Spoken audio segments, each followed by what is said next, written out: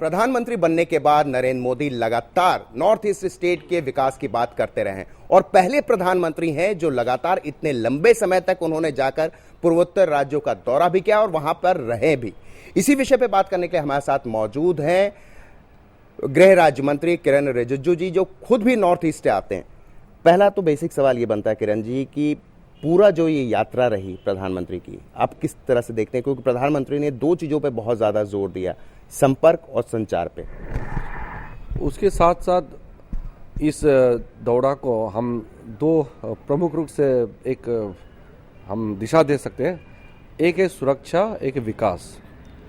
सुरक्षा का ये है कि पहली बार डायरेक्टर जनरल का कॉन्फ्रेंस, हिंदुस्तान के पूरे जितने पुलिस तंत्र के जो हेड होते हैं, उसका कॉन्फ्रेंस राजधानी से बाहर पहली बार ये पूर्वोत्तर में ले गया है। पूर्वोत्तर में आज क्या है, लोगों के मन में भारत सरकार के प्रति विश्वास कम है, इसलिए कुछ लोग बंदूक उठाते हैं और विद्रोह का रास्ता अपनाता है।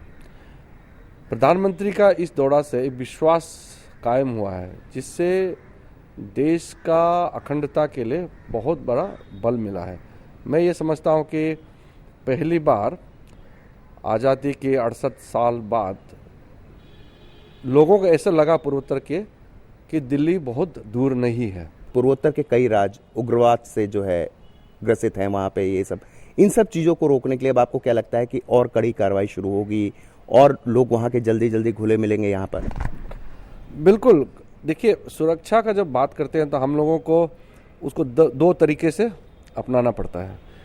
एक तो जो एक ह्यूमन टच जिसको कहते हैं कि लोगों का भावनाओं को समझते हुए हमको कार्य करना होता है। दूसरा है कि हम मजबूती से कार्य करें, कि हम कमज़ोर राष्ट्र नहीं है। कोई भी तत्व, कोई भी गुट अगर देश के खिलाफ कोई भी कार्रवाई करेगा या कोई आंदोलन छेड़ेगा या बंदूक के नाली के माध्यम से कोई चीज़ प्राप्त करना चाहेगा, तो वो चीज़ तो हम लोग उसको उस हिसाब से हम लोग उसको जवाब देना पड़ेगा। अभी भी बांग्लादेश से जो बातचीत हुई वहाँ पे, उसको लेकर सारे दल जो हैं एक राय नहीं है। क्या लगता है कि भविष्य में इसको लेकर कुछ परेशानियाँ खड़ी होंगी, जो आप लोग का रोड मैप जो तैयार किया है? देखिए, बहुत सारा हमारे वहाँ संगठन हैं, राजनीतिक दल है, और हर राजनीतिक दल का विचार एक मत हो ही नहीं सकता है। उसमें कोई बात नहीं, हम लोगों में मतभेद हो सकता है, लेकिन लक्ष्य तो एक है। हम लोगों ने तो ये माना कि शुरू से कि हमारा नीति सही नहीं था, इसलिए इतने लाखों की संख्या में बांग्लादेशी पूर्वोत्तर में घुसपैठ करके आए हैं।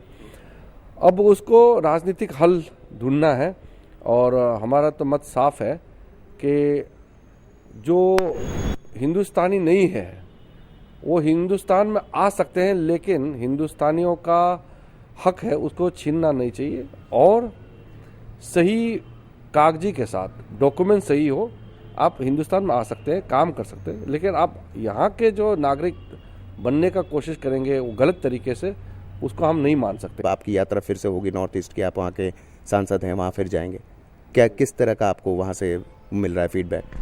फीडबैक बहुत अच्छा है, और जिस राज्य में प्रधानमंत्री दौरा नहीं हुआ, बाकी 4 राज्य बच गए हैं, उनका भी वहाँ से सिफारिशें आने लगा है कि मेरे ऑफिस में भी लोग आए हैं कि वहाँ मुझे प्रधानमंत्री से पहल करना चाहिए और उन राज्यों में भी जाना चाहिए। तो मैंने जैसे कहा कि सबसे पहले जो विश्वास लोगों के मन में जगा है, उस आशा के किरणें जो आई हैं उसके माध्यम से आगे काम करना। चैलेंजेस हैं, आसान नहीं है, इसलिए बहुत काम करना होगा। हम लोगों को जो आने वाले साढ़े 4 साल जो हमारा जो ये है टेन्योर है सरकार का, इसमें बहुत ज़्यादा काम करना पड़ेगा। हम लोग को आराम का कोई गुंजाइश नहीं है, इसलिए मेहनत करेंगे, और हम लोगों का जो बदला है, प्यार का जो बदला है, हम काम के माध्यम से दिखाएंगे। तो ये थे किरेन रिजिजू, जो खुद भी अरुणाचल से आते हैं। उनका साफ तौर पे कहना है कि प्रधानमंत्री की यात्रा के बाद वहां का जो फीडबैक उनको मिल रहा है वो ये मिल रहा है कि जिन राज्यों में प्रधानमंत्री नहीं जा पाए पूर्वोत्तर के, वहां से लगातार लोगों की सिफारिशें आ रही हैं और कहा जा रहा है इनसे खुद कि आप व्यक्तिगत तौर पे जाइए और प्रधानमंत्री से गुजारिश करिए कि अब हमारे राज्य का भी दौरा करें। प्रकाश पांडे, डीडी न्यूज, दिल्ली।